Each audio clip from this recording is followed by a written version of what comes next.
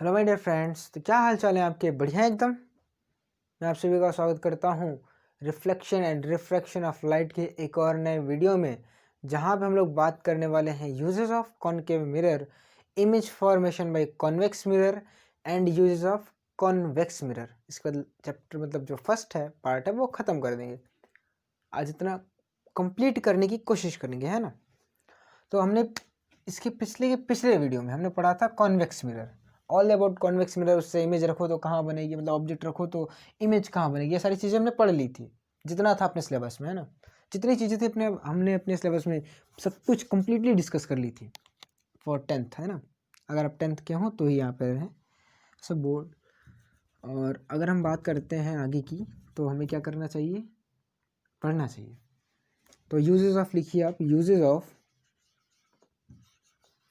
Concave mirror. ये एक आध दो नंबर में आपसे पूछ लेता है। और पहले तो मतलब कुछ क्वालिटीज़ रही होंगी तो ही यूज़ है। देखो, किसी के अंदर क्वालिटी होती है तो ही उसका यूज़ किया जाता है ना। अगर आप बहुत ही ज़्यादा लेबोरियस हो तो आपको बहुत ही लेबोरियस वाला काम, मतलब आप बहुत ही ज़्यादा मेहनती हो ना, तो आपको मेहनत का काम पकड़ा दिया जाएगा। क्योंकि जो काम कर रहा था उसको क्या चाहिए भाई, उसका काम कंप्लीट हो। आज से थोड़ी ना करवाएगा, साला काम करेगा ही नहीं। वो मेहनती इंसान से काम करवाएगा जो मेहनत काफ़ी करता हो। तो वैसे भाई यूज़ कर रहा है वो उसका, कौन के उसमें खासियत है कि वो मेहनत करता है, यानी वो मेहनती है, इसलिए हम उससे मेहनत करवाते हैं। चाहे वो कहीं भी करता हो ना, चाहे पढ़ाई हो चाहे जहाँ पे हो, मतलब वो मेहनत नहीं, वो वाला जो मतलब रिक्शा खींचने में लगती है। कॉनकेव मिरर के भी यूज़ हो रहे हैं, यानी इसकी भी कुछ खासियत होगी। तो खासियत है भाई, काफ़ी खासियत है। और आपको पता हो तो हमें पता था कि पहली खासियत इसी पे आपको बेस्ड है। जो पहली खासियत ये है इसकी कि अगर ये अपने पास मिरर है और मिरर के फोकस पे कोई ऑब्जेक्ट रखा जाए, ऐसा रख दिया जाए, तो यहाँ से लाइट की जो रेज होती है वो रिफ्लेक्ट होती हैं और पैरेलल हो जाती हैं। और इसकी खासियत की वजह से हम लोग इसका इस्तेमाल करते हैं। इसी खूबी की वजह से, इसमें जो खूबी है ना भाई साहब, इसी खूबी की वजह से हम लोग इसका इस्तेमाल करते हैं। कहाँ करते हैं? हेडलाइट्स में कर लो, किस में ले लो, हेडलाइट्स में ले लो, टॉर्च बल्ब में ले लो, है ना। बल्ब के टॉर्च के पीछे देखो लगा होता है ऐसा कॉनकेव मिरर, देखो अंदर में घुसा के थोड़ा बनाते हैं, और वो फोकस पे सेट करके उसको बनाते हैं। तुमने देखा ही नहीं है भाई, ऑब्जेक्ट को ऐसा कर दोगे, यहाँ पे देखो रेज कैसे निकल रही हैं। तो यानी ये मतलब ये लाइन जो है वो उसमें लिखी है, एनसीईआरटी में लिखी गई है। तो कॉमनली यूज्ड इन कहाँ पे होगा ये? कॉमनली यूज्ड इन होता है टॉर्चेज में, सर्च लाइट्स में, है ना, व्हीकल के हेडलाइट्स में, है ना। तो ये क्या है, आप इसका पहले यूज का लिख सकते हो, कॉमनली यूज्ड इन टॉर्चेज, और क्या बोला था, सर्च लाइट्स, और क्या बोला था, हेडलाइट्स, है ना। क्या बोला था? हेडलाइट्स बोला था, है ना, vehicles headlights and vehicles headlight यानी हेडलाइट्स में, यानी इतनी जगह हम लोग इसका यूज़ करते हैं। Commonly used in torches, search lights, headlights. शायद मैंने कुछ गलत तो नहीं पढ़ा है मेरे हिसाब से। दूसरा पॉइंट क्या है, आपने देखा था कि अगर ऑब्जेक्ट जो है ना यहाँ कहीं रखो, अरे गलत नहीं पढ़ा रहा भाई, सही ही है। अगर ऑब्जेक्ट हम लोग देख रहे थे फोकस और पोल के बीच में रखो, तो ऑब्जेक्ट कैसा बन रहा था? बड़ा बन रहा था। ऑब्जेक्ट अगर कहाँ पे रखो? फोकस और पोल के बीच में। अगर इसने पढ़ा है वो अपनी कॉपी को क्या कर ले, पुरानी कॉपी को ओपन कर ले और वो देख ले, है ना। वो देख सकता है, इसमें कोई बुराई वाली बात नहीं है। अगर ऑब्जेक्ट हम लोग कहाँ रखें? पोल पे रखें, तो इमेज कैसी बनती थी? वर्चुअल बनती थी, इरेक्ट बनती थी और लार्जर बनती थी। अगर ऑब्जेक्ट यहाँ पे रखो तो इसका रे डायग्राम भी हम लोग बना सकते हैं। तो यहाँ से एक रे ऐसे पास कराओगे तो वो जाएगी फोकस पे, अरे फोकस पे गई नहीं, देख रहे हो यार, ये होता है दिक्कत रे डायग्राम बनाने का। आप लोग गलती इसी नहीं करेगा, पटरी से बनाइएगा स्केल से। तो ये रे जो है ये यहाँ से गई, ये ऐसे ऐसे गई। दूसरी रे आप पोल से चलिए भेज दो, ये ऐसे ये ऐसे। तो tin tin tin tin tin tin tin tin tin tin. आप देख रहे हैं जो ऑब्जेक्ट है वो रियल है, सॉरी वर्चुअल है और बड़ा है, इसीलिए इसका यूज़ करते हैं मिरर के रूप में शेविंग के लिए। किसके लिए यूज़ करते हैं? शेविंग मिरर के लिए। तो ये यूज्ड इन, सेकेंड यूज इसका है यूज्ड इन शेविंग मिरर।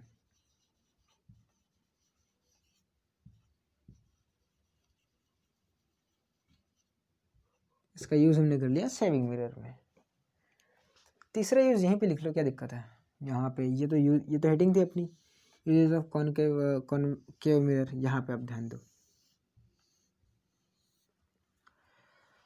तीसरा जो पॉइंट है वो बहुत ही बड़ा तो नहीं है, लेकिन आप मान सकते हैं सोलर फर्नेसेस में इस्तेमाल हो जाता है।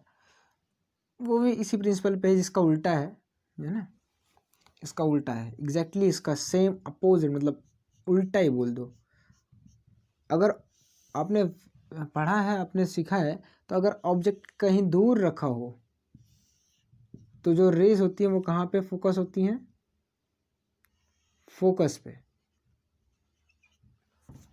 और इसीलिए हम लोग क्या करते हैं पता है?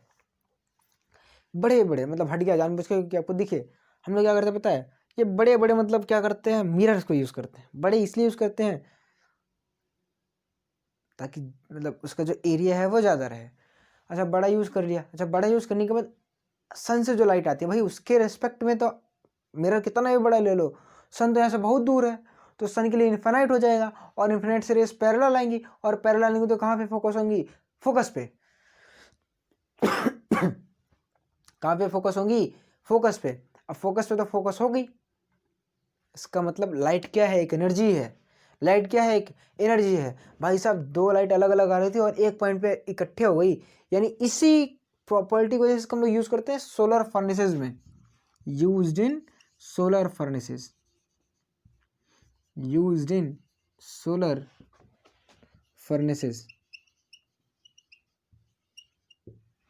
इसलिए हम इसका यूज करते हैं यूज्ड इन सोलर फर्नेसेस, है ना। That's all about. और कितना यूजफुल हो गया, है ना। एनसीईआरटी में इतना ही था और इतनी इनकी प्रॉपर्टीज है, ये तो लिखा नहीं था, उन्होंने काफ़ी अच्छे अच्छे वर्ड्स लिखे थे, इसलिए मैं बोलता हूँ एनसीईआरटी आप पढ़ो, it is a best book for 10th, है ना। आप उसको पढ़ो, लाइन टू लाइन पढ़ो। मिटा दूँ? नोट कर रहे थे क्या कोई? ओके, नोट कर लिया, मैं मिटाता हूँ। मिटा दिया भाई साहब। अच्छा अब हम लोग पढ़ने वाले, पता है बहुत छोटा सा टॉपिक है ये, image formation by convex mirror. यहाँ पे मिटाना है, image formation by convex mirror. Same चीज़ जो हमने मतलब कॉनकेव में पढ़ी थी वही यहाँ पे पढ़ेंगे। इमेज फॉर्मेशन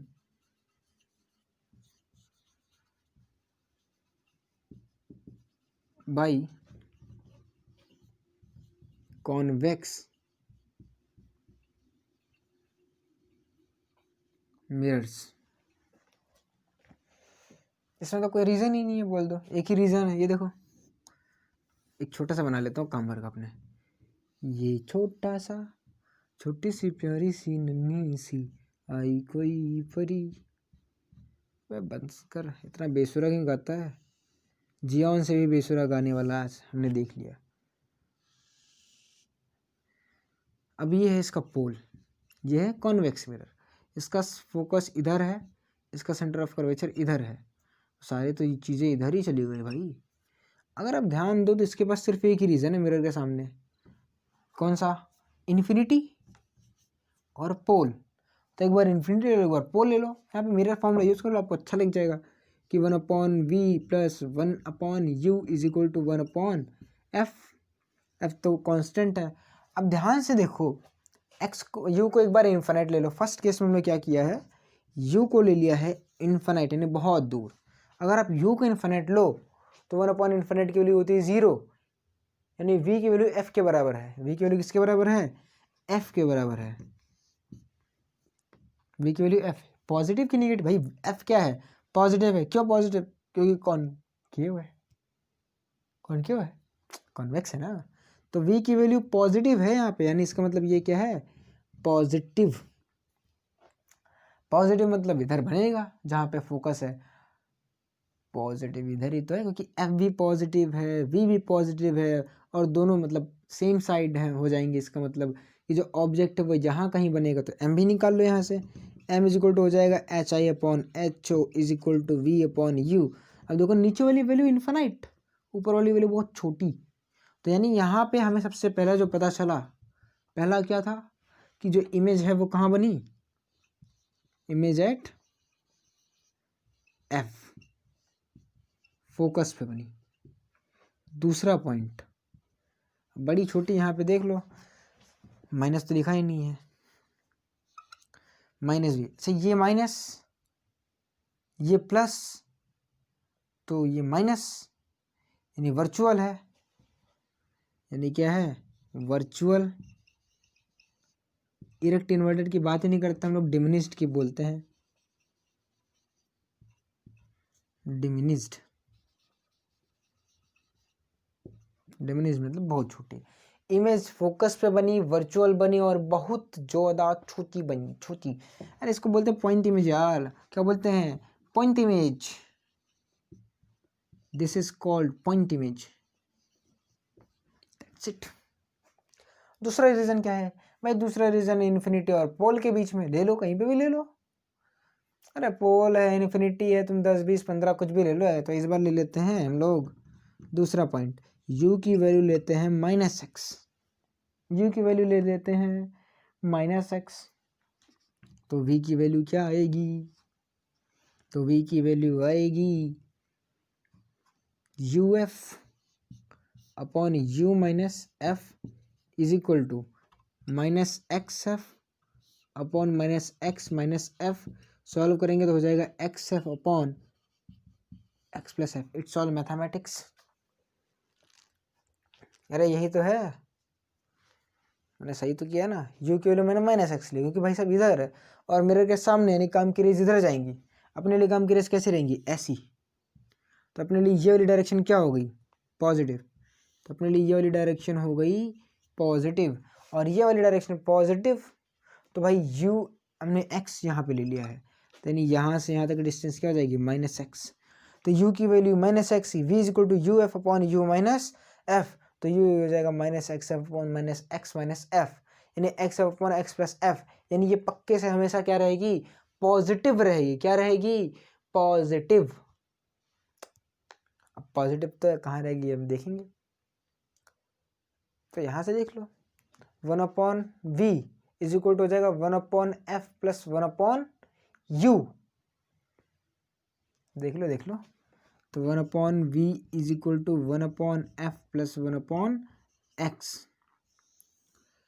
अब ध्यान दो थोड़ा सा, मैथमेटिक्स से तो है, 1 अपॉन एफ में कोई और संख्या जोड़ रहे हो तो वो संख्या बढ़ेगी घटेगी, घटेगी ना। अब ये बढ़ तो गया, कैसे समझाऊं मैं, 1 अपॉन एफ में जोड़ रहे हो तो ऐड करो ना, ये चीज़ 1 अपॉन एफ में हम लोग कुछ ऐड कर रहे हैं, तो 1 अपॉन वी की वैल्यू तो बढ़ेगी, 1 अपॉन वी की वैल्यू तो बढ़ेगी, लेकिन वी की वैल्यू घट जाएगी। नहीं आया, इसमें कुछ ऐड कर रहे हैं, प्लस 1 अपॉन एक्स करोगे, मान लो इसकी वैल्यू आ रही थी 1, इसमें आपने 0.2 ऐड किया, तो वह हो गया 1.2, यानी 1 अपॉन वी की वैल्यू 1.2, तो यानी 1 अपॉन वी की वैल्यू आ रही है 1.2, यानी वी की वैल्यू हो जाएगी, ये आ गया ना, बस वही तो है ना। यानी जो v है वो ऑलवेज, यानी पहली बात तो v जो है वो ऑलवेज पॉजिटिव रहेगा,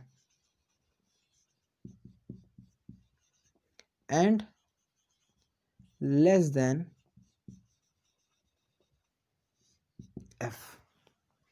जो v है वो ऑलवेज पॉजिटिव रहेगा और f से हमेशा छोटा रहेगा, और f से हमेशा छोटा बनेगा, मतलब छोटी जगह पर रहेगा। यानी जो ऑब्जेक्ट है आप यहाँ से यहाँ लेके आओगे, मतलब यहाँ तक जो इमेज है ना, यहाँ इन्हीं के बीच में रहेगी, तो हमें ये कुछ कुछ बातें पता चली। अगर आप ध्यान से दो, तीसरा पॉइंट ले लो, आपकी इसमें सिलेबस में है नहीं, बस कुछ डेटा बताना है। आप x की वैल्यू ले लो 0, तो क्या v की वैल्यू भी आ रही है 0?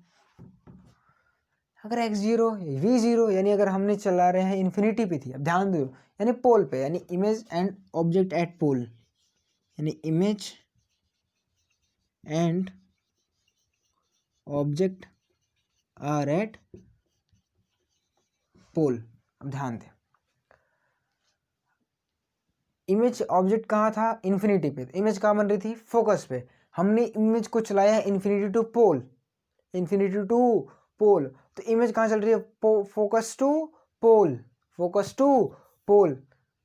अरे देखो यार, इमेज इन्फिनिटी पे तो फोकस पे, इन्फिनिटी और पोल के बीच में तो फोकस और पोल के बीच में इमेज, ऑब्जेक्ट पोल पे तो इमेज भी पोल पे, यानी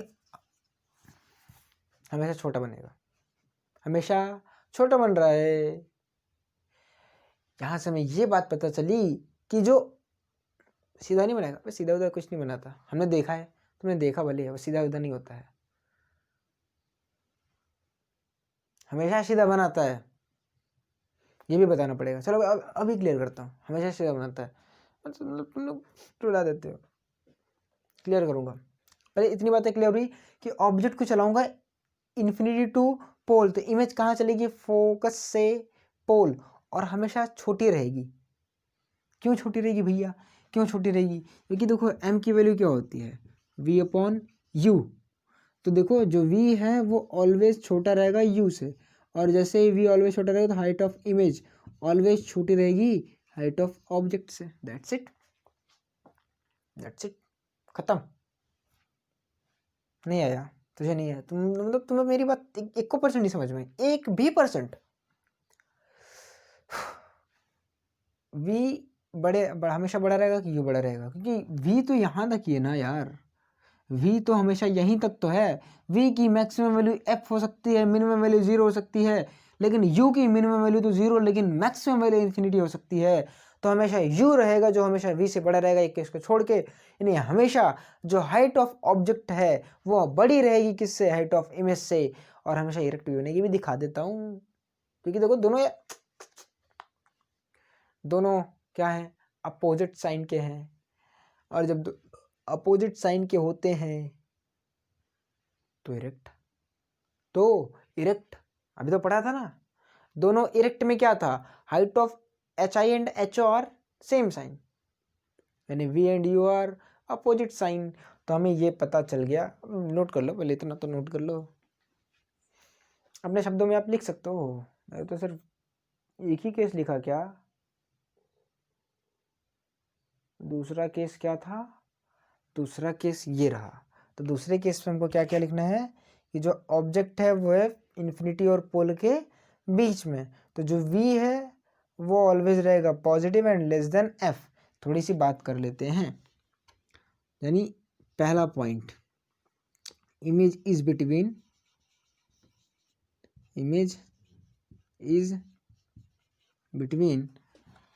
p and f। Second point है, सेकेंड पॉइंट क्या लिखूं? हाँ, वर्चुअल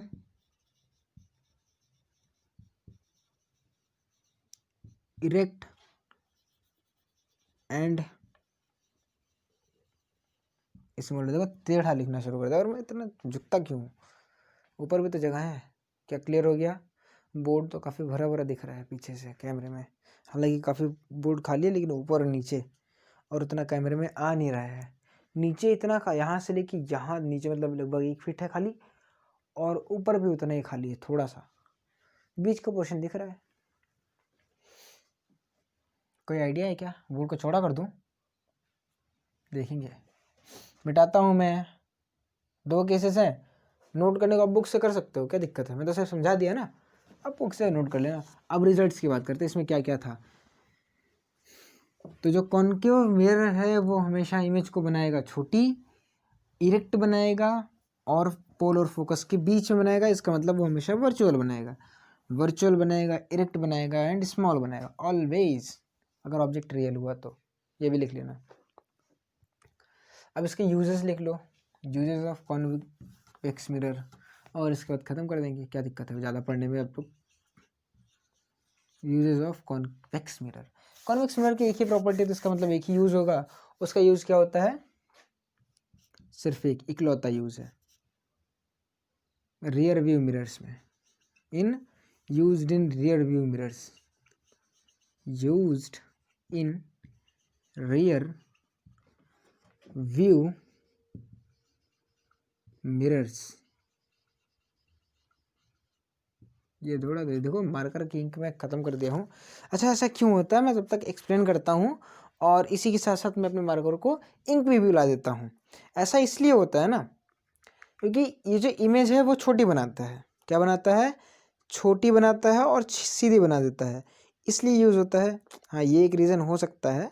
इसका एक रीज़न और है, इसका फील्ड ऑफ व्यू बढ़ जाता है ना, यानी वो ज़्यादा डिस्टेंस को कवर करता है। इसीलिए हम ऐसे मिरर्स का यूज़ करते हैं रियर व्यू मिरर्स में, ताकि हम लोग पीछे आने वाली गाड़ियों को देख सकें। यानी टर्न वगैरह लेना है तो पहले पीछे देख लो, हमेशा मुंडी की थोड़ी ना घुमाएंगे कि ये गाड़ी चला रहे हैं। मुड़ना है ये, अब सामने से गाड़ी को ठोके चली गई तो क्या कर लोगे?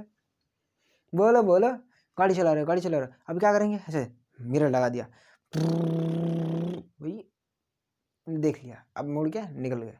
मतलब अरे मिरर लगा दिया था मैंने यार, मैंने मुंडी क्यों घुमाऊंगा? नहीं तो मैं इसलिए अबे कुछ लोग शान में तो वही मिरर नहीं निकाल देते, रियर व्यू मिरर ही ऐसे ऐसे निकाल देंगे अच्छे से, या कुछ लोग उसका ऐसा सेट ही नहीं करते, ऐसे ये आगे ऐसा ऐसा रखते हैं।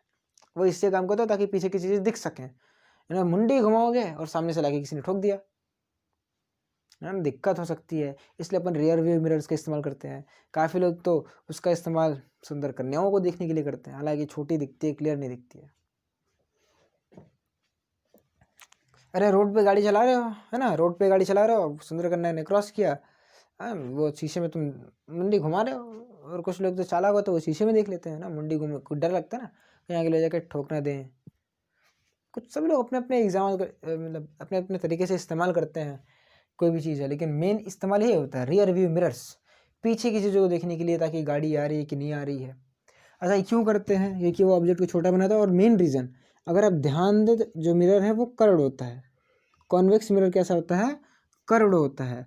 और कर्व्ड होने के साथ ही अगर रे मान लीजिए उसकी प्रिंसिपल एक्सिस है, ठीक है, और ये आपकी जैसे ही प्रिंसिपल एक्सिस है, आपने रे ऐसे डाली, रे ऐसे आपने डाली, तो ये और ये इतना डिस्टेंस ये कवर करेगा, ये इतना इतना डिस्टेंस कवर करेगा। मतलब ये इतना फील्ड ऑफ, इसका फील्ड ऑफ व्यू इतना बढ़ गया, कहीं हिला गया, इसका फील्ड ऑफ व्यू इतना ज़्यादा बढ़ गया, दिख रहा है, रेस को ऐसे रिफ्लेक्ट किया। यानी ये डाइवर्जिंग लेंस मिरर होता है ना, डाइवर्जिंग मिरर इसलिए बोलते हैं इसको, कि रेस को डेविएट कर देता है ज़्यादा, हालांकि वो भी करता है लेकिन ये डाइवर्ज करता है ना, एक पॉइंट से आती हुई हमें दिखती हैं, और वो क्या करता है, भूल गया, कन्वर्ज कर देता है, मोड़ देता है, एक पॉइंट पे फोकस कर देता है। तो it's all about your convex mirror. कुछ बचा हो या कुछ छूटा हो तो आप कमेंट सेक्शन में मुझे बात बता सकते हैं, क्योंकि मैं मेरे हिसाब से तो कंप्लीट हो गया है, और आप लोग भी अपनी जो को करें। हम लोग पार्ट 1 कंप्लीट कर लिया। मैं इसके क्वेश्चंस अगर हो सके तो लेके आऊँगा, वैसे काफ़ी क्वेश्चन के होते नहीं है, आपको सिर्फ v equal to u f upon u मैंने सब पे सॉल्व करना होता है, बाकी साइन के साथ पुट करना होता है, और आपको साइन के साथ ही इनके साथ खेलना होता है। तो बेसिकली आपको साइन के साथ इसके खेलने दो ही फॉर्मूलेज हैं, और आप इसके ऊपर क्वेश्चन ट्राई कर सकते हैं, प्रैक्टिस भी कर सकते हैं। और यहाँ पे करता हूँ मैं लेक्चर को खत्म। पढ़ते रहिए। All the very best.